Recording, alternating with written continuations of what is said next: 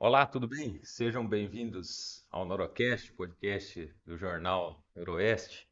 No episódio de hoje, nós recebemos um convidado especial do Sistema de Justiça Paranaense, promotor de justiça, Dr. Rafael Fleury Rocha, natural de Curitiba, formado em Direito pela Universidade Federal do Paraná, a UFPR, em 2009.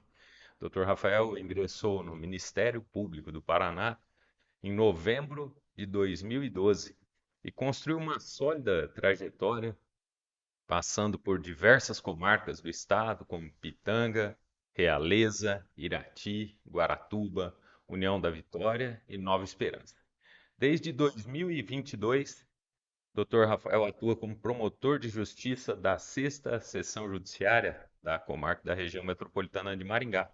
E ao longo da conversa, vamos abordar temas relevantes como o Tribunal do Júri, a segurança pública, desafios de atuação do Ministério Público e também falaremos sobre preparação para concursos públicos na área jurídica, compartilhando experiências, orientações para quem sonha aí com a carreira. E claro, abriremos espaço para um lado pessoal do nosso convidado, a paixão pelo futebol, como torcedor do Atlético Paranaense e a relação aí com a música. Acompanhe esse bate-papo enriquecedor que une conhecimento técnico, vivência profissional e um olhar humano sobre a justiça e a sociedade.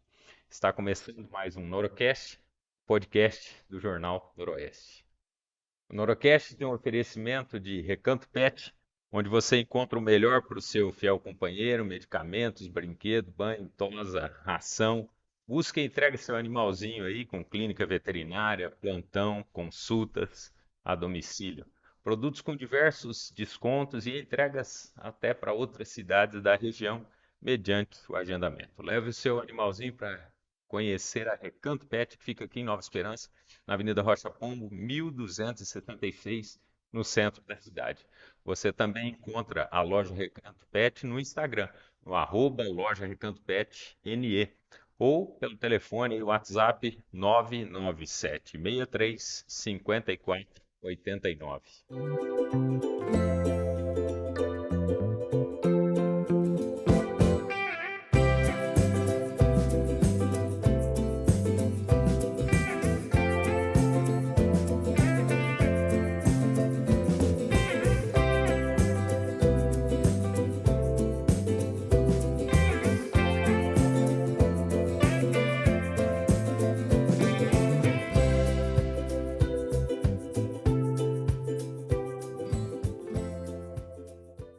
Norocast também tem um oferecimento do SIMP, que é o Sistema Integrado Nacional de Preços, uma empresa que nasceu com a missão de resolver um dos principais problemas que os órgãos públicos enfrentam na formalização das contratações das compras públicas. Chegou para oferecer uma solução simples e objetiva do sistema orçamentário, garantindo transparência, preços adequados e justos de acordo com o mercado e dando um apoio legal as contratações. Saiba mais no www.snp.com.br ou pelo WhatsApp 44 997 13 8531. No Instagram, você vai encontrar o Simp no arroba Simp Comercial.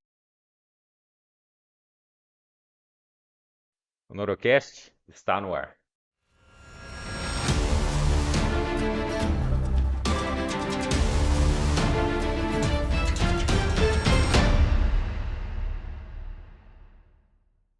Doutor Rafael, seja muito bem-vindo aqui ao nosso podcast, ao Norocast. Uma alegria recebê-lo aqui. Conheci o Doutor Rafael em função do trabalho, o excelente trabalho que desempenhou aqui no Foro Regional de Nova Esperança e mais também proximamente nos períodos em que eu acompanhei as sessões de julgamento. O doutor sempre teve uma postura louvável, né? Sempre com muita ética e zelo, né? Pelo bom ordenamento jurídico e pelo trato também com as pessoas, sempre de forma muito respeitosa. Quero dizer que é uma alegria recebê-lo aqui. E para a gente já começar esse bate-papo, a gente gostaria de saber o que motivou o senhor, doutor, a seguir a carreira no Ministério Público. Obrigado pelo convite, Alex, José Antônio, satisfação a mim estar aqui. É, a carreira do Ministério, o que me levou à carreira do Ministério Público? Bom, sou bacharel em Direito. É, os alunos de Direito, quando fazem a faculdade, muitos já estão decididos a carreira que vão seguir. Eu diria que é a minoria. E outros vão se inspirando ao longo dessa trajetória, e já vislumbrando algumas alternativas. Eu confesso que durante esse período de faculdade eu não tinha assim um interesse direto em atuar em instituições públicas. Fazia estágio em escritório da advocacia, fiz estágio em um escritório da advocacia e também em uma empresa na assessoria, prestando assessoria jurídica. E olha, assim, por uma coincidência do destino, talvez meu pai ele já esperasse isso de mim, que eu seguisse a carreira pública. Mas ele também não me pressionava, não coagia, não me influenciava diretamente, não. Talvez ele esperava isso de mim. Mas eu me recordo que no último ano da faculdade, é, naquela dúvida ainda, preocupado com aquele trabalho de finalização de curso, monografia, sentado na escadaria lá da Universidade Federal do Paraná, é,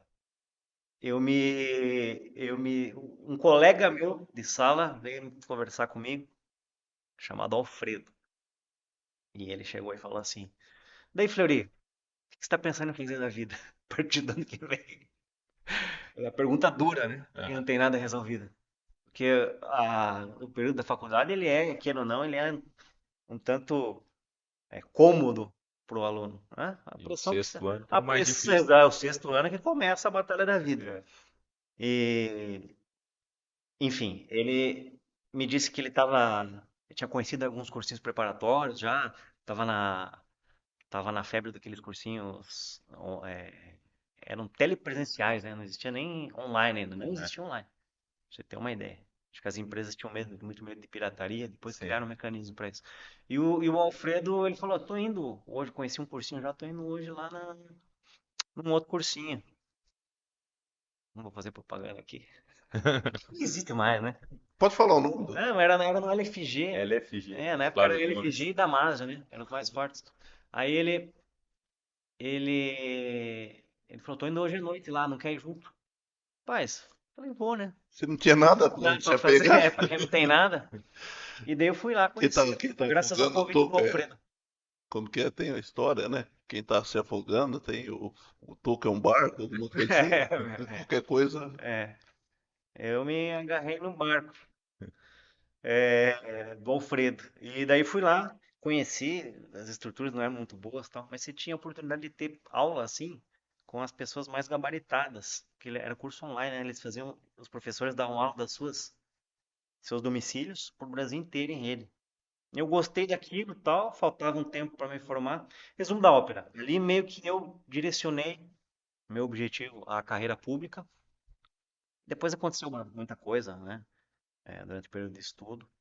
Agora, sim, para minha alegria, uma coincidência do destino, no dia da minha posse no Ministério Público, fazia muito tempo que eu não conversava com ele. O Alfredo estava lá. Assim, do nada, eu falei assim, o Alfredo aqui. E eu contei essa história para ele, gente. E ele, pois é, vim prestigiar. E não era só minha posse, era posse minha e de outros colegas, né? Isso quanto tempo depois da Isso, faculdade, doutor? isso 3 anos depois, né? Hum.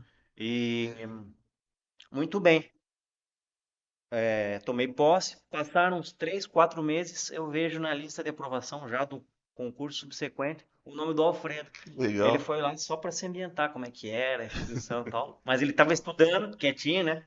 Não estava entregando o jogo. E depois ele passou. Hoje ele é meu colega, né? Foi meu colega de turma na faculdade, Alfredo Andreasa. E hoje ele é colega de instituição. E ele tá onde Ele me hoje? influenciou, né? Acho que ele está em Curitiba, ou região metropolitana de Curitiba. Muito bem. E como que o senhor define, doutor, o papel promotor de justiça na sociedade atual? Veja, é uma pergunta muito ampla, né? É, promotor de justiça, membro do Ministério Público. O Ministério Público é uma instituição fundamental nesse modelo de democracia que nós vivemos. Um modelo cheio de problemas, mas ainda é o modelo o mais razoável de todos os sistemas e formas de governo que nós conhecemos. E o Ministério Público, dentro desse sistema de freios e contrapesos do nosso Estado, né? Temos os três poderes. O Ministério Público não é um poder, é uma instituição independente, seria uma coisa diferente. Ela não está atrelada diretamente a nenhum dos três poderes e por isso ela tem, na teoria, a, ela tem a condição de fiscalizar a atuação desses três poderes. Então, nesse sistema de freios e contrapesos, ela exerce um papel fundamental de equilíbrio na democracia. Isso de uma forma geral, né? A área mais importante, a área clássica do Ministério Público, é a área da atuação penal, onde o Ministério Público ele é o titular da ação penal, o dominus litis. Ele é quem conduz a ação como parte, mas também como fiscal da lei e da Constituição. Cada vez que se comete um crime, que se viola uma norma penal, o Ministério Público conduz essa ação penal no sentido de, em havendo provas, se buscar uma condenação e, portanto, uma reparação da justiça. Então, é mais ou menos isso. A tua pergunta foi atualmente, né? Como se vê a atuação do Ministério Público? Veja, eu vou me ater aqui à questão da área penal, área criminal. Eu vejo uma atuação cheia de desafios, porque a nossa, o nosso sistema de justiça, nossa legislação, nossa jurisprudência, nossa cultura jurídica como um todo, ela vive um momento de muita dificuldade, de muita condescendência da criminalidade. Os instrumentos, muitas vezes legais, que o Ministério Público tem à disposição para se fazer justiça dentro do processo criminal são muito limitados, cada vez mais limitados. Por quê? Por uma questão de cultura jurídica, mentalidade dos órgãos do Poder Judiciário. Mas, enfim, são desafios, são obstáculos, e obstáculos são feitos para serem superados. Muito bem. Doutor Rafael, e eu vou falar algo que eu acompanhei muito, né, o trabalho que o senhor desenvolveu aqui, também eu já mencionei inicialmente nos tribunais de júri. Como que o senhor considera a importância do tribunal de júri? Porque tem vezes que a sociedade sai dali, algumas pessoas saem dali com a sensação de que a justiça não foi feita. Isso eu acompanhei vários julgamentos aqui em Nova Esperança, muitos deles também antes do senhor chegar, e teve aquela sensação de impunidade. A gente sabe que os crimes dolosos contra a vida têm que ser julgados pelos pares da sociedade, né? É diferente do caso do latrocínio, que é o roubo seguido de morte, que é um juiz togado que vai ali e define a pena, né? O senhor acha que esse sistema de tribunal de julgamento para esses crimes dolosos contra a vida ainda é o melhor modelo, doutor? Acho, É. acho, Alex. É, como você mesmo disse, os crimes dolosos contra a vida, eles são basicamente homicídio, homicídio qualificado, feminicídio. Há outros crimes aí como induzimento ao Homicídio suicídio. tentado também. O homicídio tentado entra como um homicídio, né? É. Mas outros crimes ali com uma pena mais baixa, não que sejam de menor importância, como induzimento ao suicídio, uma coisa bastante rara, e o crime de aborto, né? Enfim, cada vez que é violado o bem jurídico mais valioso do nosso sistema, que é a vida, de forma dolosa, esse crime ele é julgado por pessoas do povo e não por um juiz togado, um magistrado De carreira, profissional, né? exatamente. E a nossa Constituição, isso é cláusula pétrea, prevista pela Constituição de 1988, porque entendeu o Constituinte que pessoas do povo estariam mais capacitadas a julgar esse tipo de crime por talvez terem uma maior sensibilidade, um maior conhecimento em relação aos valores que dominam aquela comunidade. Presumivelmente, a Constituição presumiu que pessoas do povo têm essa maior condição do que simplesmente um magistrado togado.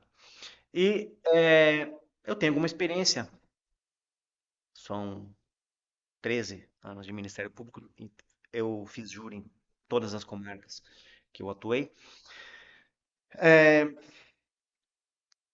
que realmente a coisa funciona assim. Não significa, o ser humano é falho, a justiça é falha, não significa que um conselho de sentença possa ter um entendimento, uma decisão que não agrade o seio da comunidade, que não represente.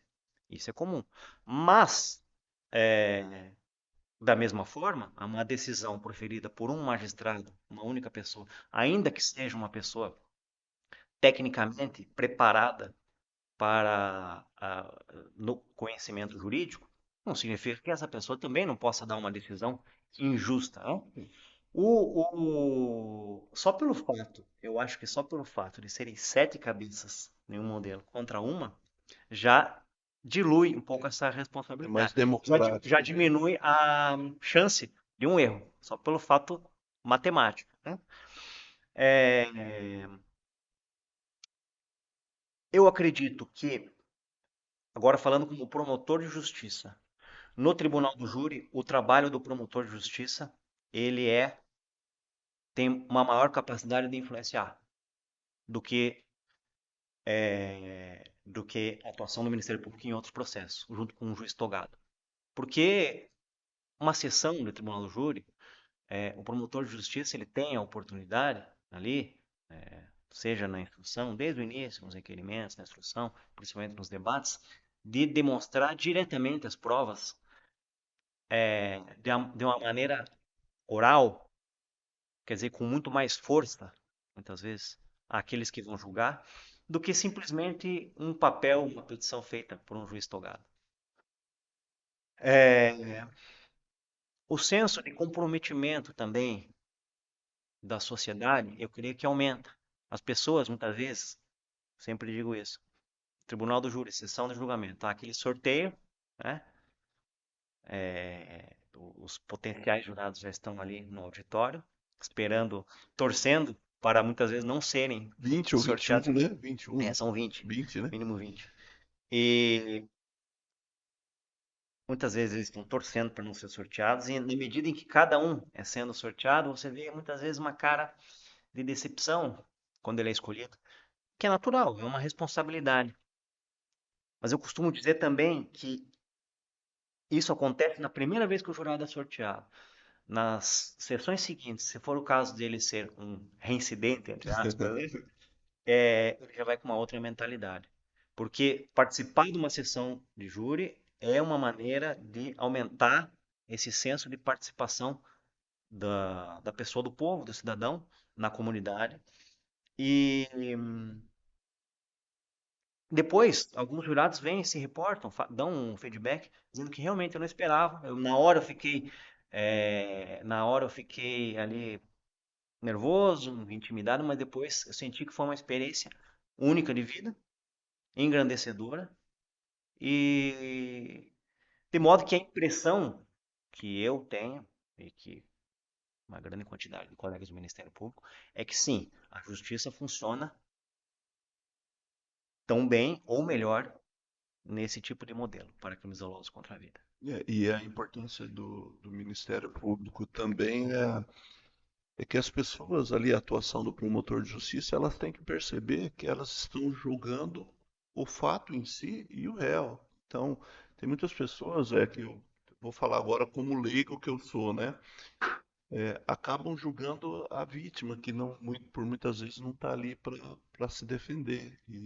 Mas no caso do feminicídio, pessoas vão concebendo na mente alguns paradigmas. Mas também fulana se vestia dessa forma.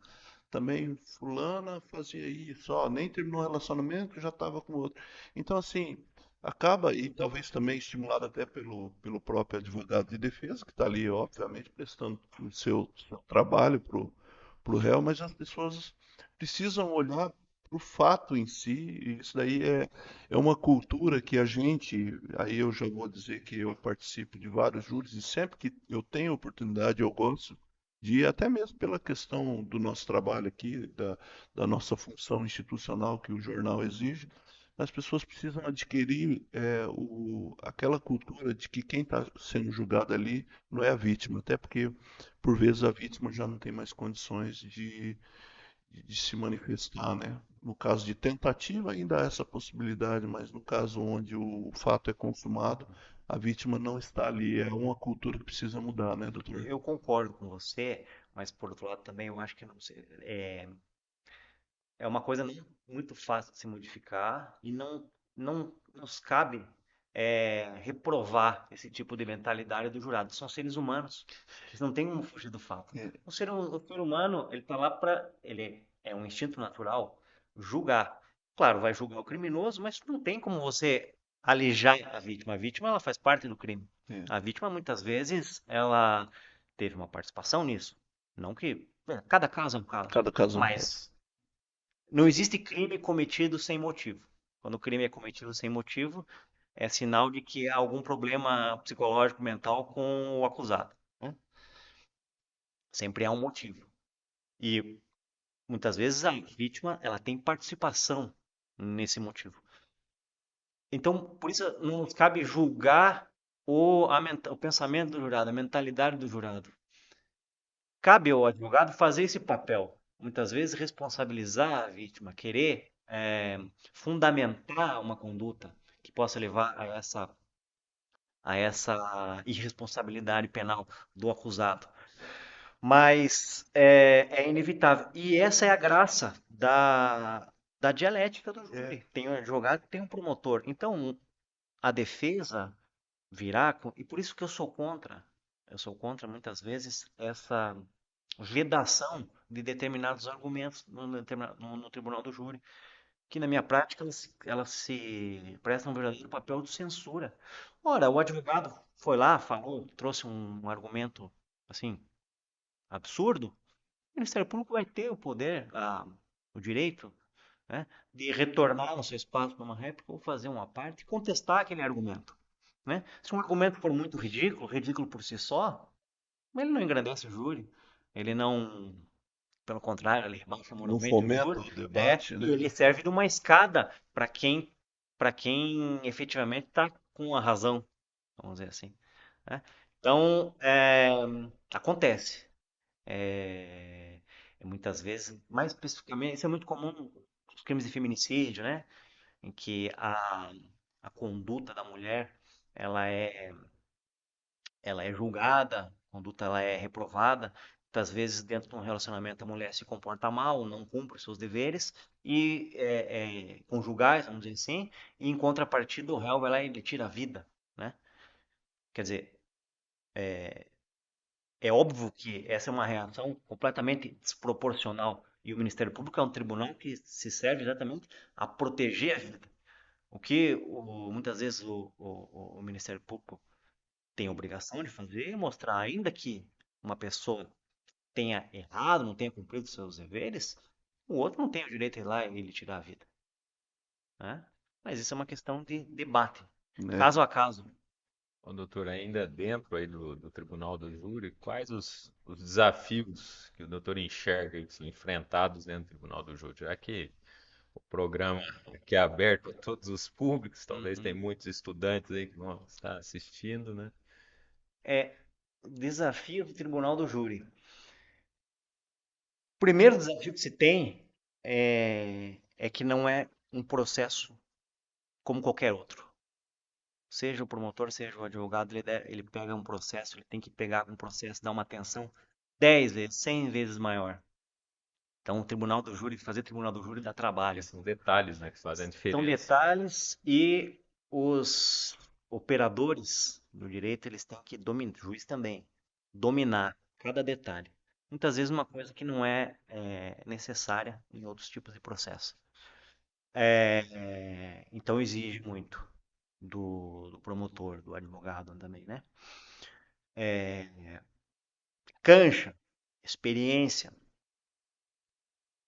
Eu já faço o tribunal do júri há algum tempo, mas quem faz rotineiramente sabe que cada tribunal do júri se aprende uma coisa nova que você nem imaginava que pudesse existir. É um aprendizado de vida. É uma lição de vida que se tira. Esse é um desafio. Então você precisa de tempo. Uma coisa é fazer o júri, o primeiro, o segundo, o terceiro júri da tua vida. É muito diferente de se fazer o júri de número 300. Cê- é, esse é um desafio para o Ministério Público. Cultura jurídica, legislação e jurisprudência desfavoráveis à sociedade hoje. Desfavoráveis à sociedade e a favor da defesa. Então, existem vedações, por exemplo, o promotor de justiça ele não pode mencionar que o acusado está com uma algema, que de repente está com uma algema por uma decisão judicial fundamentada, em razão do histórico daquele acusado, que já demonstrou que em situações de tensão pode se tornar violento. O Ministério Público não pode dizer isso ao jurado. Veja, eu sou a favor de que o advogado ele diga tudo o que ele tem para dizer. Até um argumento, por exemplo, de legítima defesa da honra nos crimes de feminicídio, que hoje é vedado pelo Supremo, mas que diga. Ele mesmo vai sair perdendo usando esse tipo de argumento. Vai levantar uma escada, como eu já disse aqui. Porque a própria sociedade já não Não absorve aceita. mais essa ideia, né, Não doutor? precisa, exatamente. Não é necessário uma norma impositiva Porque de cima para legítima baixo. defesa da honra denota uma atitude extremamente machista e preconceituosa, né? Exatamente. E que Já legitima está a pessoa tirar a vida de outra em razão de um erro. Então, se alguém Um usar esse erro, argumento, vai muitas ser. vezes um erro que está na cabeça do acusado, né? Não é um erro objetivo. Mas enfim. Então, vejo isso como um desafio para o Ministério Público e essa situação vem piorando. Existem juízes. Eu nunca tive essa oportunidade, mas eu ouço de colegas juízes que, por exemplo, não permitem que se faça referência a uma folha de antecedentes do acusado para se mostrar ao jurado quem que é a pessoa que está sendo julgada. Não, ele veta, não existe nem É vedação porque ele legal. fala, ele não está sendo julgado pela sua vida pregressa, é por esse crime em específico. Muitas vezes o promotor ele vem apresentar essas informações não porque o jurado julgue com base na vida pregressa, Mas mas para para apresentar mostrar as quem que é. credenciais do Exatamente. indivíduo, Aqui né? todo mundo tem que saber quem que é aqui dentro, né? Assim como perfeitamente que se mostre os antecedentes da vítima, por que não? Então esse é um desafio. A legislação, por exemplo, interrogatório no tribunal do júri, interrogatório no processo criminal, uma parte fundamental. Eu quero saber a versão do acusado. A versão do acusado também é prova dentro do processo. O que ele tem para dizer, né? É a oportunidade que ele tem de se defender pessoalmente, mas é prova dentro do processo. Isso a doutrina sempre entendeu. Hoje, existe uma coisa chamada direito ao silêncio seletivo. Não tem previsão legal, mas os tribunais superiores vêm assegurando. O advogado simplesmente, na hora do interrogatório, fala, ele não vai responder as perguntas do juiz nem do promotor de justiça. Como se o promotor de justiça fosse uma pessoa que estivesse lá desejando o mal de alguém, querendo fazer uma injustiça. E não, o promotor de justiça, a função inerente, ele é o primeiro que queria fazer a justiça. Então, acaba que o interrogatório vira um podcast, como o nosso aqui do advogado e quem sai prejudicado é o jurado, é a prova dos autos. Muitas vezes o jurado ele não tem acesso exatamente ao que aconteceu pela boca do jurado, né?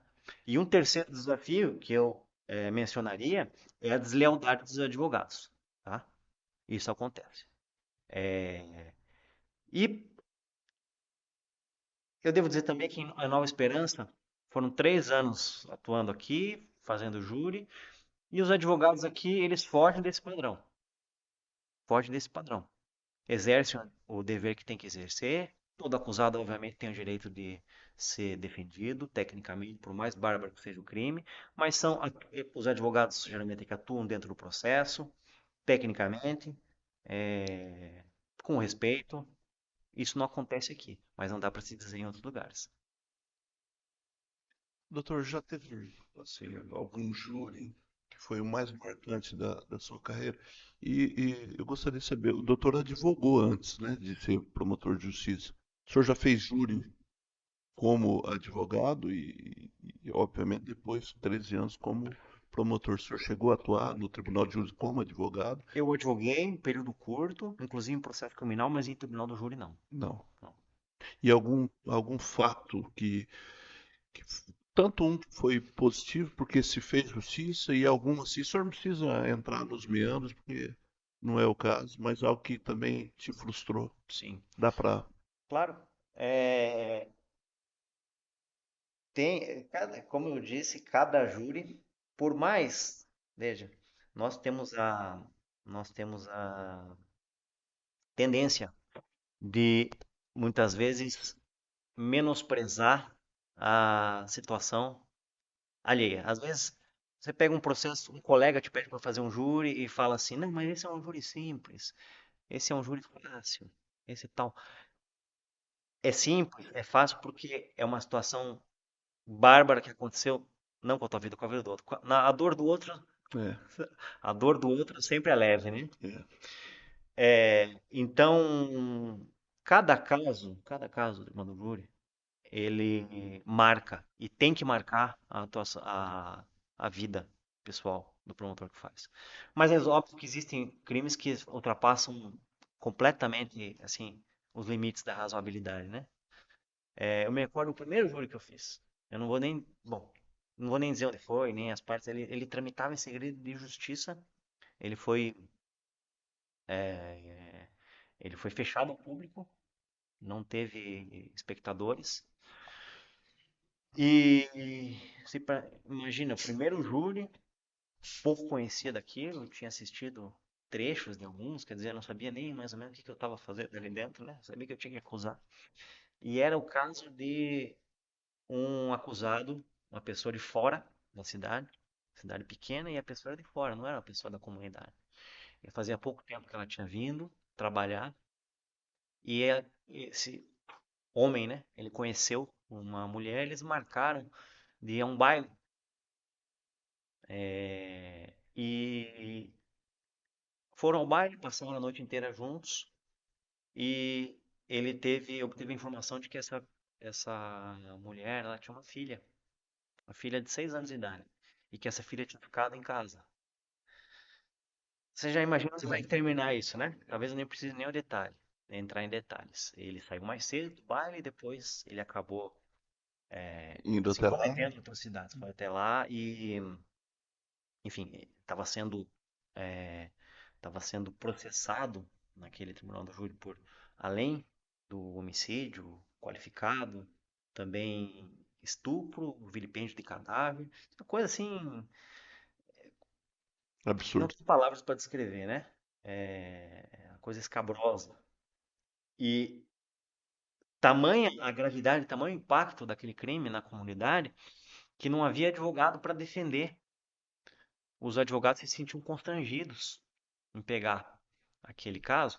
E o acusado era uma pessoa assim, também não tinha, pessoa humilde, trabalhadora, não tinha condição de, de, de contratar um advogado. Hoje a situação já seria diferente, existem bancas de advogados que advogam para crimes assim de grande repercussão, pelo simples fato de ganhar uma notoriedade, né? E as informações, elas são mais acessíveis hoje, né? Sim.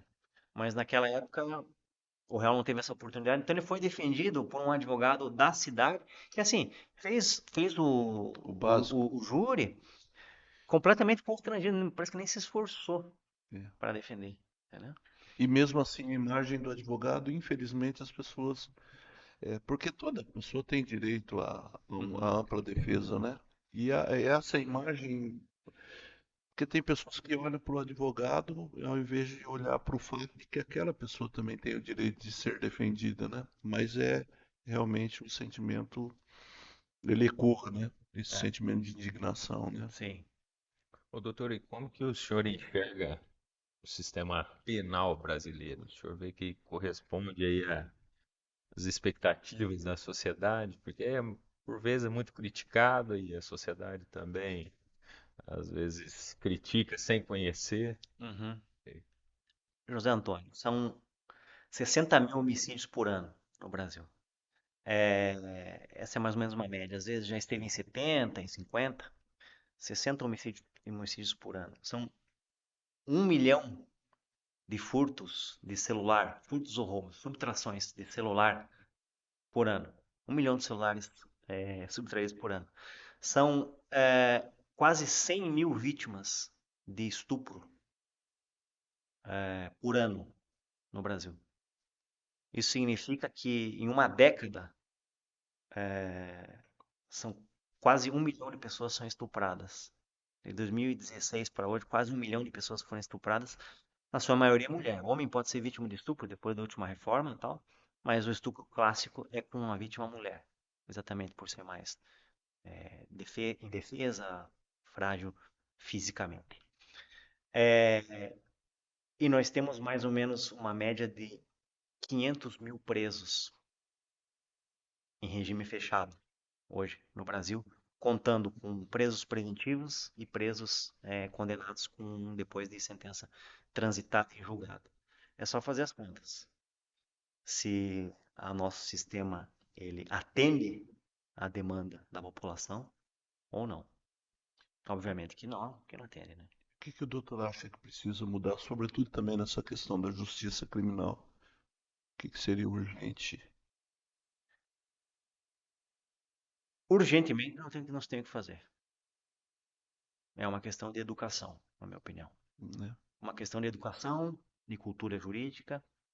Os profissionais do direito, sejam eles advogados, juízes ou promotores, e eu me incluo nisso, são criados, educados num ambiente de uma cultura jurídica condescendente com a criminalidade, uma cultura jurídica leniente. Veja, quando eu digo isso, eu não estou dizendo que se deve sair prendendo todo mundo, que os acusados não devem ter direito de defesa, pelo contrário, né? Todas as garantias, todas as prerrogativas dos advogados, tudo isso deve ser respeitado, né?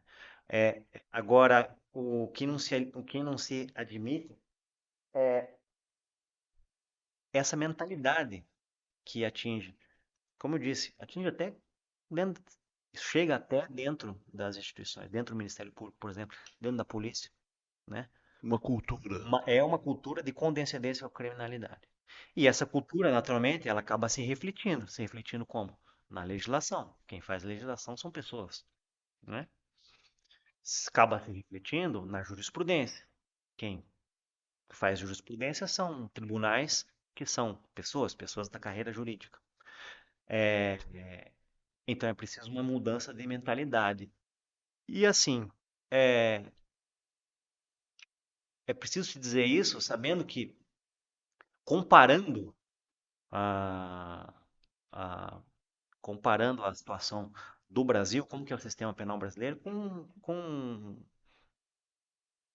de outros países, obviamente, né? Para isso se utiliza o direito comparado. Sabe que na Argentina, no Uruguai, no Chile, nossos países aqui, vizinhos da América do Sul, por exemplo, tem prisão perpétua, né? No Brasil não se chega nem perto disso. No Brasil existe, além da questão de todo o processo que oferece uma série de garantias exageradas para o acusado, a questão da legislação. Primeiro, uma quantidade de institutos despenalizadores muito grande. Uma quantidade muito ínfima de crimes que realmente acabam resultando numa pena privativa de liberdade em regime fechado, né? E depois o sistema de execução penal, que é também muito leniente. O sistema penal brasileiro, ele é uma porta giratória. A pessoa é presa hoje e é solta amanhã, né? Por decisões de quem? De seres humanos, que entendem que assim estão fazendo justiça. Mas será que a população mesmo, que é quem paga os nossos salários, ela concorda com isso? Nós vivemos numa democracia, né? Doutor, e essa sensação de impunidade, ela acaba sendo uma credencial ali para pessoas já de má índole, praticarem os crimes, porque a própria sociedade não enxerga, talvez em algumas situações, de que a justiça tenha sido feita, né? A tal da progressão do regime muitas vezes é um tapa na cara da sociedade, onde pessoas que são condenadas lá, pegou 30 anos de pena e passou um tempo, o camarada tá andando aí, às vezes com uma pochetinha ali na canela, e aí como é que fica, né? Passa uma sensação de descrédito. De descrédito das Porque ele é instituições. condenado muitas vezes a uma pena, vou dar um exemplo, de 20 anos, tá? Às vezes uma pessoa vem aqui, assiste o tribunal do júri, ela é comunicada dessa pena, né? Um espectador está dizendo, e dali a 6, 7 anos ela vê essa pessoa solta. É, Então, a pessoa leiga, ela não sabe o que acontece, ela não tem domínio da técnica, não não Sim. tem informação de por que aquela pessoa está solta. Vai ficar a imagem do descrédito na o que justiça. ela enxerga é o fato final ali, É é exatamente, pessoa solta, né? a Cometeu o pessoa crime e está solta. tá solta aí. É. É porque as pessoas falam hoje o que dá prisão é falta de pagamento de pensão. Já. Também é. E quando esses jargões eles vão sendo incorporados no seio da sociedade, isso aí é muito negativo, sabe? E A estimula-se. experiência que eu tenho, Alex, ninguém deixa de matar ninguém por medo de ser preso. Ninguém deixa de matar. Tem outras coisas que distribuem a pessoa. Não o medo de ser preso, E né? o que deveria ser, já pelo menos por princípio, pelo menos esse medo de ser, né, preso ali, condenado, que deveria. É uma das funções da pena, né? É uma das funções da pena. A pena, na verdade, ela é tecnicamente, ela existe tem uma razão de ser. A pena não é uma vingança. A pena não é um promotor de justiça querendo ser justiceiro, né? Fazer justiça com as próprias. A pena, ela nasce exatamente da no momento em que o Estado, enfim, os contratualistas escreveram isso, Thomas Hobbes, o Estado, o cidadão, ele entrega parte da sua liberdade para o Estado, para que o Estado retribua para a população segurança e paz. Então, o Estado ele priva a pessoa, priva a pessoa da vingança pessoal, do uso da violência. Alguém comete um crime, você não tem mais o direito de você ir lá e você se vingar da pessoa. O Estado fala assim: não, você é vítima, espere, aguarde. Eu, Estado, vou fazer uma Que é o justiça. grande Leviatã, O né? Leviatã, eu, Estado, vou fazer justiça. E justiça de que maneira? Não de uma maneira cruel, mas de uma maneira proporcional, razoável. Ele tirou a vida da sua filha, eu vou dar uma pena para ele. Não vai ser igual. Muitas vezes existem estados que prevêem pena de morte, mas muitas vezes uma pena também que seja proporcional, que seja razoável, concedendo àquele que cometeu o crime todas as garantias e para que ele se defenda, né, devido ao processo legal, contraditório, para que ele venha no processo e diga não fui eu, ou fui eu, mas fiz por causa disso, para que ele traga testemunhas. Para isso que existe a pena. A pena ela não, ela nasce exatamente dentro de um processo civilizatório, né? A pena existe para que se evite a vingança pessoal. Na medida em que o Estado deixa de aplicar a pena, cria-se uma cultura. Essa cultura ela vem já se arrastando de 30, 40 anos. Se deixar de aplicar a pena, cria uma sensação muito de insegurança na população e é a população que então se acha no direito de ela fazer justiça com as próprias mãos, É. aumentando o caos da sociedade. E complementando essa questão, nós vivemos isso aqui em Nova Esperança, onde uma pessoa foi cometer um crime, matou um trabalhador e ele não foi preso de imediato. E as pessoas ali, ainda naquele clima de que da perda do ente querido, do amigo, né? E diante dessa demora até da prisão, foram lá e acabaram matando essa pessoa. Então, talvez a prisão imediata ela serve até mesmo para, naquele momento, preservar a vida, A a vida do integridade acusado, daquele sim. Uhum. que posteriormente vai ser acusado e vai passar por um processo de julgamento, mas que as pessoas, né, por ver, talvez aí já dentro dessa cultura de impunidade, vão lá e se acham no direito de fazer com as próprias mãos, tiveram também que responder posteriormente por homicídio, né? Então é necessário a agilidade também quando tem esses cometimentos, né? Não, e assim, o doutor falando, né? Na verdade, essa sensação de impunidade na sociedade gera o que o doutor falou, o caos. Só que se observar no decorrer do tempo aí, parece que as coisas vão ficando um pouco mais fáceis, né? Se o doutor parar para analisar lá atrás, quando passou no curso de Direito, no FPR, do vestibular, era um vestibular mais difícil, né? A OAB, por exemplo, era 100 questões, daí reduz para 80 questões, tem a repescagem, não é? Então, assim, parece que a sociedade vai, aos poucos, deixando um pouco mais leve. Eu me lembro que na época que eu fiz Enem, o Enem não valia nada, era só o Enem. Eu tive uma Eu também. nota altíssima no Eu não Enem, cheguei a fazer, 2002, é, 2003, isso. eu fiz 99. Só que aí se olhava o Enem e falava, tá, não é nada, o Enem te Pra dá mim era uma acesso. brincadeira, né? É, você fazia E era bem mais fácil do que a prova de vestibular, né? era um teste assim. Uhum. Daí tudo isso, essa mudança de cultura. Daí, falando um pouco a respeito dos crimes em si, você observa hoje um momento.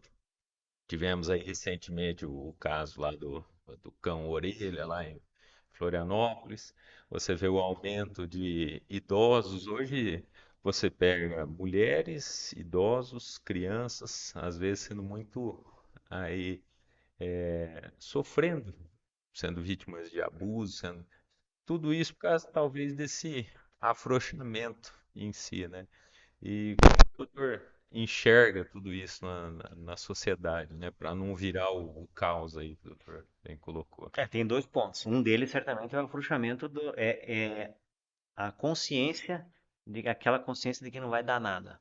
As pessoas não têm mais um temor da justiça. É muito pouco. Especialmente nos casos dos crimes cometidos por criminosos profissionais. É muito comum hoje, no tribunal do júri, a grande maioria dos casos são mortes em razão de disputa de tráfico, disputa por ponto, dívida de droga. O traficante, o criminoso, mata a vítima. Ele em nenhum momento ele está preocupado, ele tem medo da, Da da punição. represália Ah, por parte do Estado. O medo, o temor mesmo que ele tem é do inimigo, de uma outra facção, da família de quem morreu. Isso ele tem medo. Ele não tem medo do sistema de justiça. Passa por um descrédito. A outra questão, aí já é uma questão de formação moral também, né? Eu diria aí que a sociedade passa por uma crise de formação moral e que as pessoas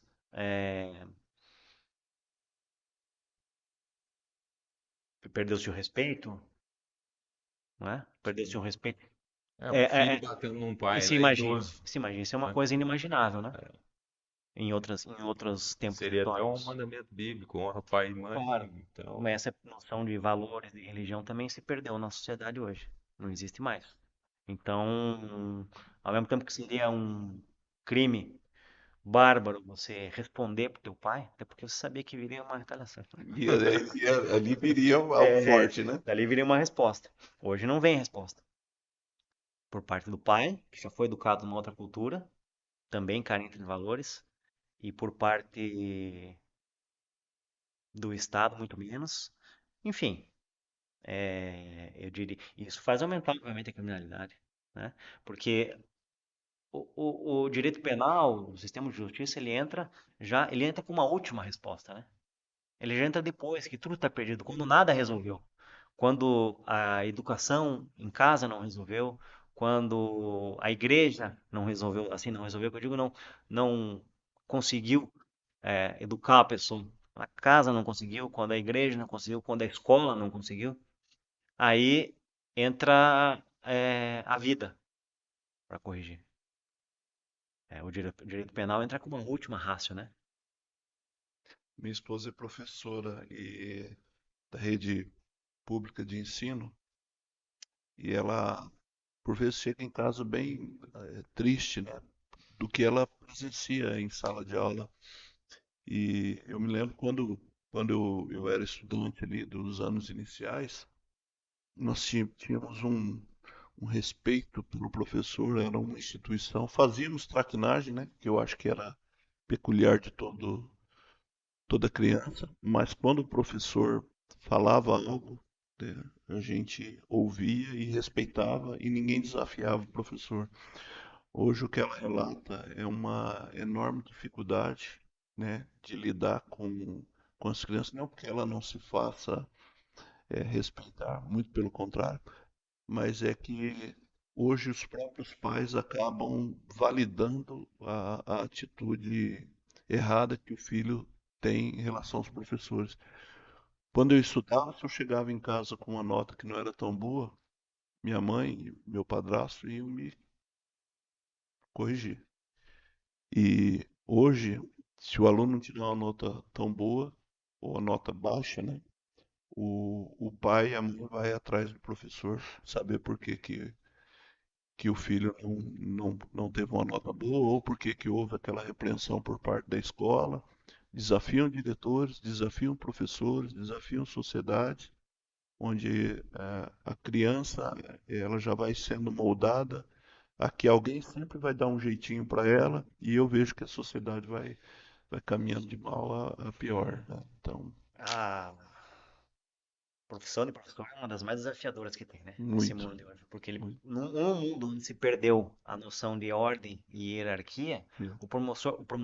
professor, ele não dispõe de nenhum instrumento natural para fazer valer, como recurso para educar, para ensinar. É, e ele é sufocado, né? Sufocado pela falta de educação das crianças, pela família que valida essa falta de educação e também pela cultura da escola. A escola eu acho que não dá suporte. E eu senti aí, ó, minha experiência como aluno, faz muito tempo já, mas eu me recordo que eu nunca fui nerd CDF, né? Nunca fui. Mas eu ia pra escola e queria aprender alguma coisa. Né? Sim. Você botar o teu caderninho lá, já que tá aqui, não queria, eu não vou mentir, eu não queria ir pra escola, eu odiava ir pra escola. Mas já que sentei lá, botar meu caderno, vamos ouvir o que o professor vai falar e vamos anotar. E eu me incomodava muito, sempre me incomodei muito com o comportamento de colegas imaturos. Aquela, já adolescência, É, né? Que não vai pra para pra atrapalhar pra os outros. avacalhar com a escola. E o professor não tinha pulso firme para fazer reprimir aquele tipo de conduta. E eu sentia que isso era fruto de uma cultura da escola. A escola levava frouxo no campo disciplinar. Estamos falando de coisa 30 anos atrás, né? Sim. 30 anos atrás. Dali pra diante eu nem sei como tá, mas só deve ter piorado. E muitas vezes E o professor nesse cenário é completamente indefeso, né? e, Mãos e atadas. existem também professores que mostram nas redes sociais a sua vida particular, que é as vidas que eles levam fora do ambiente escolar também acaba validando esse tipo de conduta negativa dos alunos, porque não retratam algo que seja positivo e exemplar, né? Acaba mostrando ali uma faceta diferente daquela que ele quer exigir dentro da escola, né? A pessoa tem Então, que, aí a pessoa tem que entender que a personalidade dela é uma pessoa, é é uma uma só, né? coisa só. É uma Então, coisa só. eu cobro agora. Tem um ditado que diz assim: os teus exemplos falam tão alto que eu não consigo ouvir o que você diz, né? Ou os maus exemplos, né? Isso para pai e para professor, então, E tem um valor outro para inestimável. complementar que as palavras comovem, mas os exemplos arrastam. É. E o que Nova Esperança significou na carreira do doutor? Falando da nossa cidade aqui. Significou muito, José. Olha, para começar, que eu tenho uma relação assim de carinho com a cidade, foi a comarca que eu mais tempo fiquei. Foram 3 anos. Pouca gente sabe, mas eu fui batizado aqui na paróquia Sagrado Coração de Jesus. Fui batizado pelo Padre Claudinei. É, em 2021. Já Então adulto, né? então você imagina o carinho que eu não tenho pela cidade, né? É, Como experiência profissional, comarca muito trabalhosa, né? Muito trabalhosa. Uma das, talvez a mais, se não for a mais, é uma das mais trabalhosas aqui da região metropolitana. Eu sei porque hoje eu sou substituto atendo todas. Volume muito grande de processo. É, são 5 municípios, né? A comarca de Nova Esperança é Nova Esperança, Floraí, Uniflor, Presidente Castelo Branco e Atalaia. Então, na minha área que eu atuava, que era a metade de todas as atribuições do Ministério Público, incluindo mais as áreas dos direitos difusos e o extrajudicial, são 5 câmaras municipais, 5 procuradores municipais, 5 procuradores da Câmara, 5 prefeitos demandando semanalmente existe essa cultura dentro do nosso, principalmente nas cidades do interior, das comunidades do interior, do promotor de justiça. Isso é vedado por lei, mas não é uma cultura, é difícil de se romper. De o promotor de justiça ser quase que Um um assessor. assessor, prestar assistência jurídica, assessoria jurídica, né? Porque os gestores, eles não querem, eles querem se certificar de que aquilo que eles vão fazer está avalizado pelo Ministério Público. É claro que isso não existe, não tem amparo legal, mas é toda hora Alguém demanda de procura. reunião, exatamente. Então é trabalhoso. Sem falar que, como eu disse, a metade das atribuições, metade de todas essas atribuições, acaba que os promotores aqui eles não são especializados, são clínica geral. Esse, na minha ótica, é um tipo de trabalho que demanda muita energia do promotor de justiça, né? Doutor, e vamos falar. Não, até falando dessas questões especializadas, seria importante, né, doutor, destacar ali, né, GAECO, GAEMA, para que as pessoas entendam, né, talvez quem nos ouve não falar, mas O GAECO e o GAEMA são grupos especializados. O dentro do primeiro MP. dentro do Ministério Público. O primeiro na área criminal, de combate ao crime organizado, e o segundo de proteção ao meio ambiente. São grupos especializados, núcleos ali onde esses núcleos concentram demandas, geralmente de maior expressão ou de uma maior repercussão na região inteira, de modo que são especializados. Então, eles atraem essa atribuição exatamente para não sufocarem a atividade de um promotor de justiça, o promotor natural da comarca, que atende desde a área de patrimônio público até o júri que vai ser no dia seguinte, tem uma demanda muito grande. Sim. Bom, E assim, os grupos especializados que atendem aqui a região de Nova Esperança estão em Maringá. Perfeito. falar de um tema leve. Doutor é torcedor do maior da capital. Isso não é exatamente um tema leve, né? Nos anos anteriores não tem sido, né? É, Mas doutor é torcedor do Atlético Paranaense. E de que forma, doutor? Doutor não está jogando futebol ainda? voltando de cirurgia, É, que é e de que forma o futebol ele faz com que as coisas se tornem um pouco mais leves, né?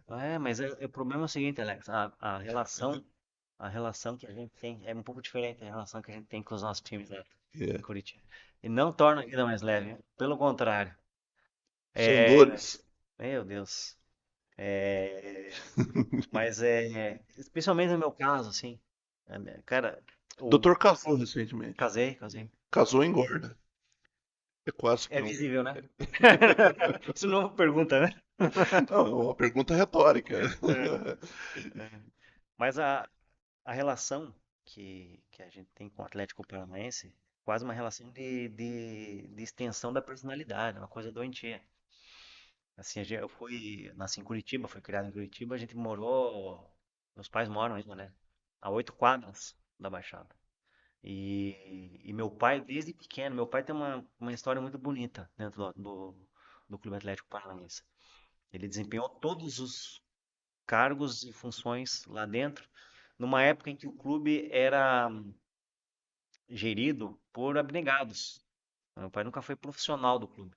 Assim, não é porque é o meu pai, né? Sim, O Atlético foi construído nesse modelo. E a maioria dos clubes, até a beleza. década de 90. Então são pessoas que é, abandonam seus afazeres pessoais, família, para se dedicarem ao clube, porque o clube precisa, né? Porque tem um oficial de justiça na porta, porque não tem a conta para pagar, corre seu chapéu. Então,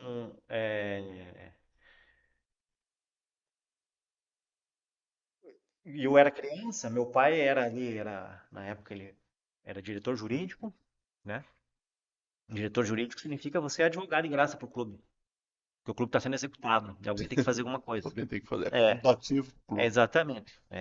E existem, eu costumo dizer que tem dois tipos, tem dois perfis de diretor de cartola, né, no Brasil. Um é a pessoa que de alguma forma quer se promover, às vezes, muitas vezes financeiramente, né? Sim. Ou se promover politicamente, né? Tem muito político que entra no clube de futebol e tem uns que são as duas coisas. E tem um outro que é a do abnegado, da pessoa que entra lá, entra fazendo um mau negócio, eu diria. Meu pai era esse segundo modelo. E acontecia que, assim, a minha relação com meu pai, é uma relação íntima que eu tinha só com ele. A gente tem a relação íntima, geralmente só com a nossa mãe, só com o nosso pai, né? São duas relações. O período que a gente fica só com o pai, só com a mãe. O período que eu ficava só com meu pai era indo no clube. Então ia lá, participava até da reunião, conversava com o jogador, fora dos horários de jogos. E Dá pra falar de algum específico? jo- Sucupira? jogador. Não, não, não, eu não sou tão velho assim. Eu não sou tão Mas velho ele assim. foi jogador. Não sou dessa época aí. Eu sei. Mas, então, sempre teve jogador de renome que ia parar Passou lá. ali, né? Eu lembro que, pô, o Cristóvão jogou no Atlético, Éder Aleixo jogou no É, Atlético, de né? Lalinha. É, o Kita, atacante do Internacional, do Grêmio. Aqueles caras assim, eu tinha 8 anos, aí você via num álbum. Você tinha um álbum, você via Os caras no no álbum do álbum. Grêmio, e de repente o Atlético contratou o cara e você tá lá e você consegue conversar com o cara. Legal. Então, essa sempre foi a relação. E a sede do Atlético é ali na Baixada. Não sei se vocês conhecem. Já fui, né? Que hoje é Arena, né? É Sempre Arena. foi ali a Baixada.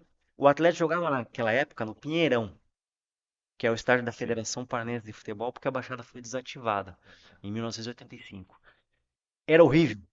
Era o lugar mais inóspito que alguém pode imaginar. Assisti o jogo da seleção brasileira com o Ronaldo em campo no Pinheirão, 2003? 2003. Então, já era. Tá. Já tava bem sucateado. Aham. E o Atlético jogava lá. Lugar frio, o arquibancada longe do campo, Ah, o público não ia. E, ao mesmo tempo, meu pai me levava lá na Baixada para participar de reunião e a Baixada estava ali desativada. Você olhava aquilo, você ficava com uma dor no coração e um sonho, que imagine o dia que o Atlético voltar a jogar ali. Porque a arquibancada ali, você estica a mão, você encosta na trave. E não tinha esse modelo de estádio na época, como é o inglês, né? Sem fosso. Que é E, uma arena mesmo, uma É, concepção é. diferente, E né? daí em 94 o Atlético voltou para a Baixada. Eu me recordo que foi um dos dias mais mágicos da minha vida, porque você conseguia ver um jogo assim, como são esses campos do interior. E era um estádio para 20 mil pessoas, mas era muito próximo do campo. E aproxima, né? Então a nossa vida foi ali. Então essa relação com o Atlético não é uma relação positiva, é uma relação ruim, porque o time de futebol, a maioria das vezes, está perdendo, que está ganhando. Totalmente. Mas eu não acreditava no acesso, Quem que acreditava, né, Alex? porque veio ali nas últimas rodadas ali, deu aquela arrancada, também uma combinação de resultados dos É. outros times que foram, né, ficando para trás ali, perdendo pontos importantes, e o Atlético vem, surpreende, Deixou para a última hora, né? deixou para a última hora, mas agora me parece que o time está bem, está se encaixando bem. O Paranaense às vezes não serve muito de parâmetro, né? Mas já ganhou a primeira no Brasileiro lá fora, né? Do Internacional, né? Já um adversário maiúsculo dentro dos seus domínios, né? Então acho que vem coisa. O Atlético campeão paranaense esse ano, dá para cravar? Não dá pra gravar Não nada dá aí. nada. Filme de Atlético, Alex. É o imprevisível, né? Londrina, O Londrina é torcedor do Leque. Londrina aí que vem Então, com tudo. se o Atlético passar, bom, vai passar do Foz, né? Se o Londrina passar do São Joséense, né? Esse Ganhou a já primeira até fora, é isso? empatou. Aí empatou. Empatou um gol depois. Tava vendo. Bom, Empatou. se passar, é Atlético e É, Londrina. Talvez na exibição desse episódio episódio aqui já já vai ter tem, já vai ter Você é de Londrina? passado. Você é de Londrina? Eu sou nascido em Ah, Londrina, mas vim pra cá criança. O doutor, e a música também faz parte aí da rotina, mesmo numa carreira tão exigente aí, mas o doutor tem esse cuidado da vida pessoal aí. Continua atleticano, a música, o é. senhor explica. A música é um desafio pra mim, né? Como que é o nome daquele instrumento? Doutor Toque? Cavaquinho, Cavaquinho. cavaquinho, cavaquinho, banjo. É, A banjo. música é um desafio pra mim porque eu sou apaixonado por samba e pagode. E desde a década de 90, né, quando surgiram os grupos Pagode 90, e depois você vai estudando e vendo quais são as influências, quais são as origens, você vai voltando até nos primeiros sambistas. E eu sou apaixonado por música, por samba e pagode, e faz um tempo aí que eu me desafiei a aprender. Às vezes tocava uma coisa de percussão, outra, a aprender harmonia, né? E, e aí eu vou dizer que é, é gratificante, mas é sacrificante. Porque o instrumento você tem que casar com ele. Todo dia, pegar um pouquinho, se obrigar. Então eu me obrigo a estudar, sem pretensões maiores do que simplesmente Curtir apreciar. mesmo, né? É. Doutor, toca sozinho ou tem algum grupo aí? Sozinho, sozinho. Já tive grupo. Já tive grupo. Eu já vi, Há muito tempo. eu assisto, sigo o doutor na rede social e já vi o doutor. Domina bem o instrumento, Me viro. se vira bem. E o doutor, e assim, como conciliar, né, essa sua vida pessoal em uma carreira tão exigente como é a de um membro do Ministério Público ali? Veja, O senhor, Alex, quando chega para casa, o senhor consegue se sim, desligar? é, É bom isso. o fundamental é organização no trabalho, né? Já aconteceu, em alguns momentos da vida ter que levar processo para casa, por exemplo. Cada comarca, cada promotoria tem uma realidade própria. Então, tem promotorias que têm uma demanda muito grande e às vezes acontece de se herda-se a promotoria de um colega, uma promotoria que não está assim zerada, né? Pode acontecer. Então, o trabalho sempre é de organizar a promotoria. Até se chegar nesse ponto, muitas vezes é necessário trabalhar fora do expediente, né? Hoje em dia, eu sou substituto de final da região metropolitana de Maringá. Eu atendo as promotorias em caso de férias, licença de colegas. Atendo assim temporariamente. E eu digo assim com felicidade que as promotorias que eu atendo são sempre muito organizadas. De modo que o que eu tenho que fazer é não atrapalhar o trabalho.